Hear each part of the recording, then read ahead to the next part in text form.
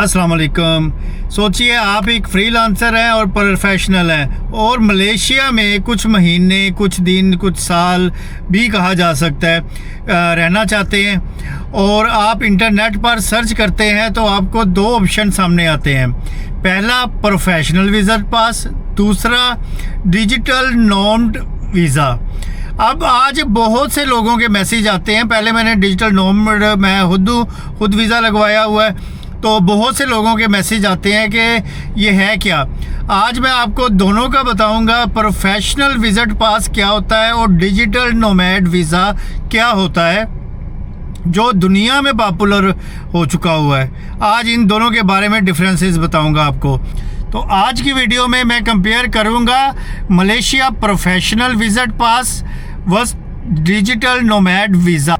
Which one should you choose?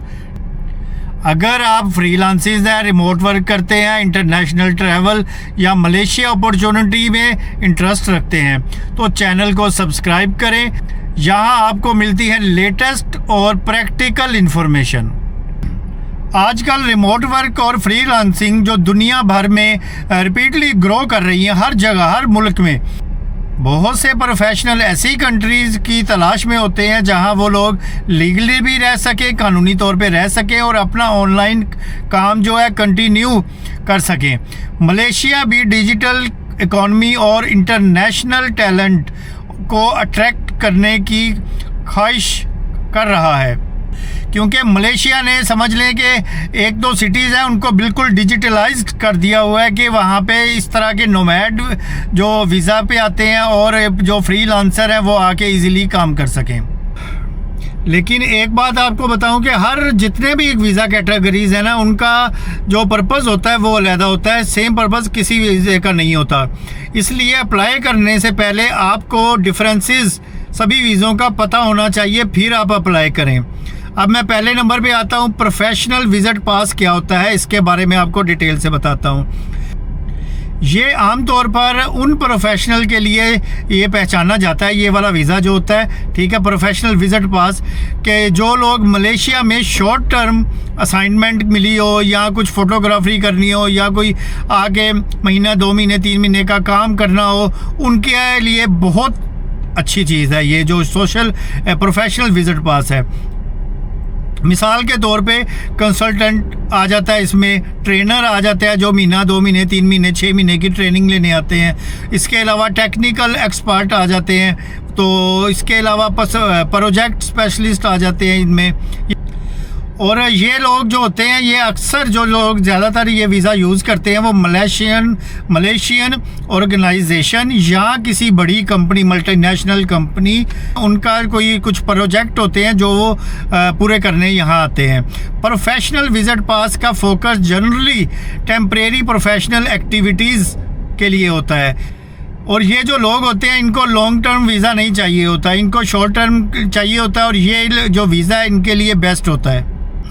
अब दूसरे number पे जो वीज़ा आता है वो बताता हूँ, डिजिटल नोमैड वीज़ा क्या है। ये बहुत सी दुनिया को नहीं पता। आप बिलीव करें, मैंने इसके ऊपर वीडियोस बनाई हुई हैं, मैंने 2 दफ़ा रिन्यू करवाया है ये वीज़ा, तो इसके बारे में आपको अब बताता हूँ जो कई लोगों को अभी नहीं पता। वो पूछते हैं कि जी नोमैड वीज़ा होता क्या है। तो ये कैटेगरी उन लोगों के लिए अट्रैक्टिव होती है जिन्होंने रिमोट वर्क करते हैं, जो लोग कंपनियों का घर बैठ के काम करते हैं, मुख्तलिफ कंपनियों का, चाहे वो इंटरनेशनल है, दुनिया के किसी भी कोने में कंपनी है, उसका आप घर बैठ के काम कर सकते हो।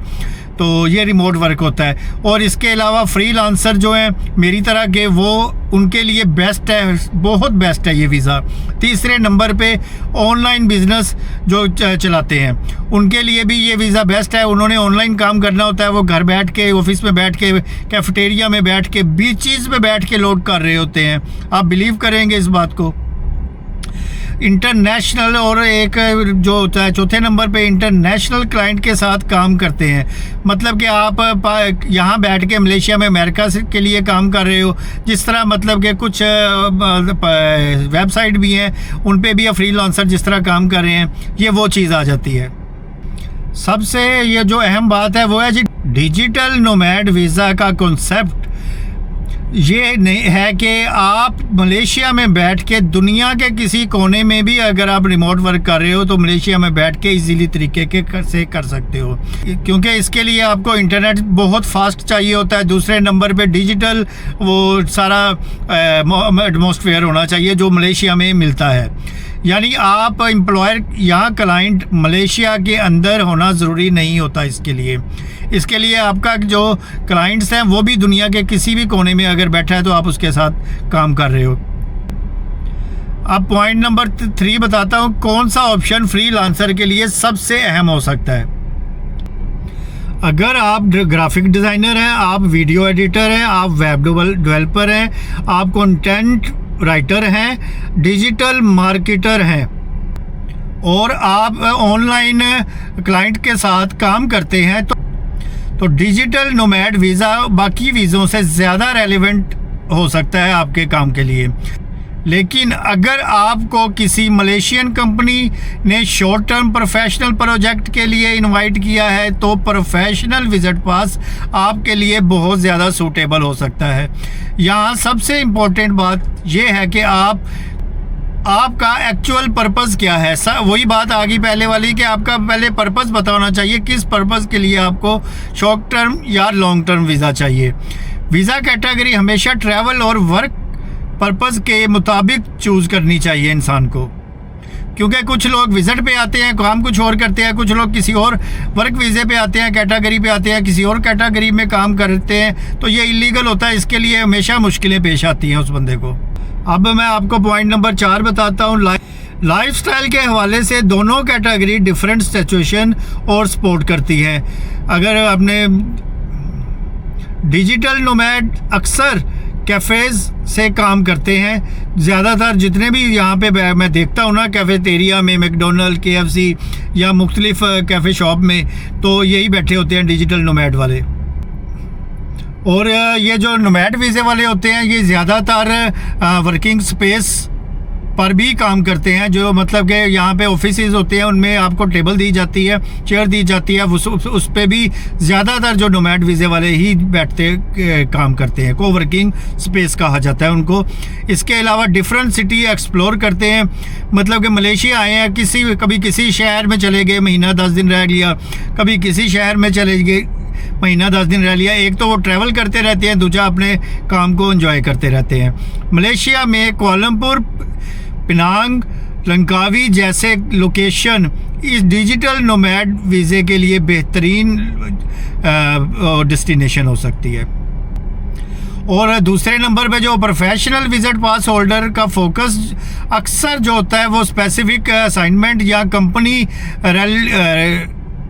रिलेटेड एक्टिविटीज़ पर होता है। ज़्यादातर जो जहाँ पे कंपनी होती है वहीं पे रहना पसंद करते हैं और उनसे रिलेटेड एक्टिविटीज़ में हिस्सा लेते हैं। इसलिए उनका स्टे और रूटीन जो होती है वो जनरली प्रोजेक्ट जहाँ पे उन्होंने तैयार करना होता है, मतलब कंपनी और हेड ऑफिस या सब ऑफिस वगैरह होते हैं, वहीं पे वो लोग रहते हैं। अब पॉइंट नंबर 5 बताता हूँ, जो मैं हमेशा बताता हूँ अपनी वीडियो के एंड में। कॉमन मिस्टेक जो लोग बहुत ज़्यादा करते हैं, सबसे कॉमन मिस्टेक ये होती है कि लोग वीज़ा कैटेगरी को समझे बगैर अप्लाई कर देते हैं। इसलिए ये भी सबसे पहली बात मैंने की थी कि वीज़ा कैटेगरी को हमेशा समझा करें कि किस कैटेगरी के लिए सूट करता है। कुछ लोग समझते हैं कि हर रिमोट वर्कर के लिए प्रोफेशनल विजिट पास ही बेहतरीन है। कुछ लोगों को भी अवेयरनेस नहीं है नोमैड वीज़े की, इसलिए वो समझते हैं जितनी भी कैटेगरी हैं बस ये प्रोफेशनल विजिट पास लें और चले जाएं। तो दूसरी कॉमन मिस्टेक जो लोग करते हैं वो इनकम्प्लीट डॉक्यूमेंटेशन करते हैं। डॉक्यूमेंट्स हमेशा पूरे रखा करें और फिर तभी ये इसको अप्लाई किया करें। दूसरे नंबर पे अनक्लियर पर्पस ऑफ स्टे, उनके पास कोई वजह ही नहीं होती कि आप उन्होंने किस कंट्री शहर में किस जगह पे स्टे करना है। फेक एजेंट, सबसे अहम बात तीसरे नंबर पे, जो फेक एजेंट के हत्थे चढ़ जाते हैं। फेक एजेंटों का तो पता है, आप मेरी हर वीडियो में सुनते होंगे इनके बारे में। अब मैं पॉइंट नंबर 6 पे आता हूँ। आपके लिए कौन सा ऑप्शन बेटर है और कौन सा नहीं बेटर, आपको मैं बताता हूँ। अगर आपका गोल है short term project with a Malaysian organization तो प्रोफेशनल विजिट पास रेलिवेंट आपके लिए हो सकता है। अगर आप रिमोट वर्क करते हैं, ऑनलाइन क्लाइंट के साथ काम करते हैं, लोकेशन इंडिपेंडेंट लाइफस्टाइल चाहते हैं, तो डिजिटल नोमैड वीज़ा ज़्यादा सूटेबल रहेगा आपके लिए। तो दोस्तों, प्रोफेशनल विजिट पास और डिजिटल नोमैड दोनों अलग पर्पज़ के लिए डिज़ाइन किए गए हैं। मुझे उम्मीद है पहली वीडियोस की तरह ये अच्छी लगी होगी। अच्छी लगी है तो लाइक करें, शेयर करें और सब्सक्राइब करें। मिलते हैं नेक्स्ट वीडियो में। अल्लाह हाफिज़।